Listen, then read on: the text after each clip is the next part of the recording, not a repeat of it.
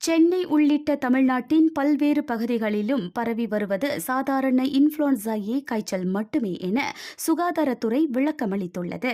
காய்ச்சலால் பாதிக்கப்பட்ட 50 விழுக்காடு நோயாளிகளுக்கு இன்ஃப்ளூயன்சா ஏ வகை பாதிப்பு மட்டுமே உள்ளது எனவும் சுகாதாரத்துறை தெரிவித்துள்ளது.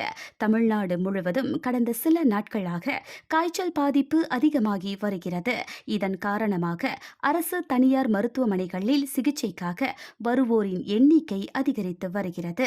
சென்னையில் உள்ள அரசு மருத்துவமனைகளில் நாள்தோறும் 500க்கும் மேற்பட்டோர் காய்ச்சலால் பாதிக்கப்பட்டு சிகிச்சை பெற்று வருகின்றனர்.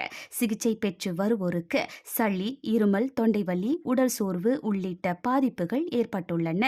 இவ்வாறு பலர் தொடர்ந்து உடல்நல பாதிப்பால் மருத்துவமனையில் சிகிச்சைக்காக அனுமதிக்கப்படுவதைக் கண்டு மக்கள் பீதி அடைந்துள்ளனர். இந்த பீதிக்கு காரணம் உலகம் முழுவதும் உள்ள மக்களை கொரோனா வைரஸ் தாக்கியதே என கருதப்படுகிறது.